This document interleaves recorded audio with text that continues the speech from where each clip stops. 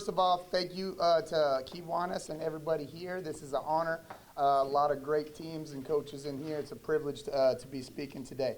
Last week, I asked two of my freshman coaches, Coach Boudreau and Coach Thibodeau, if they would set up the pylons in the end zone on our practice field for fall camp. The field looked great the next morning before practice started, but when I looked up close, I said, what the heck? And I noticed they had just painted some crawfish mounds orange. So now in our offensive terminology, we don't call them corner routes anymore. We just say roll out right, suck the head on 3. After practice that day, Coach Boudreau and Coach Thibodeau and I were talking in the parking lot outside of the locker room when a big truck drove past loaded with a bunch of rolls of turf. I overheard Coach Boudreau tell Coach Thibodeau, I'm going to do that when I win the lottery.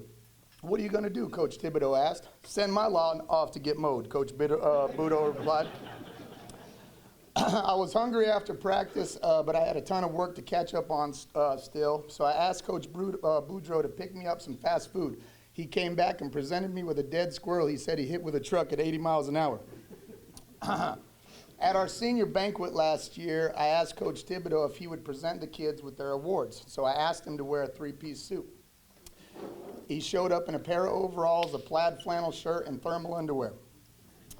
Coach Thibodeau told the kids a story at the banquet about the best 4 years of his life. I thought he was going to be talking about his time playing high school football, but it turned out he was talking about the 4 years he spent in 3rd grade. At the end of his speech, Coach Thibodeau was encouraging to the kids to do the right thing on and off the field and reminded them to always say no to crack. I glanced over and saw Coach Boudreau pulling his jeans up real quick. I still can't get used to this weather down here. I'm from Colorado. It's been super dry lately the last few weeks, but every time it rained before then, it was like bath water coming from the sky. The resale value on my house keeps going up and down because half the year it's on waterfront property.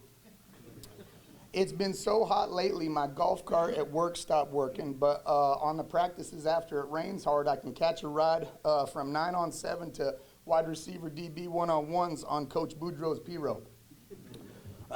Growing up in high altitude in Colorado, I still don't really understand how it's possible that we live below sea level.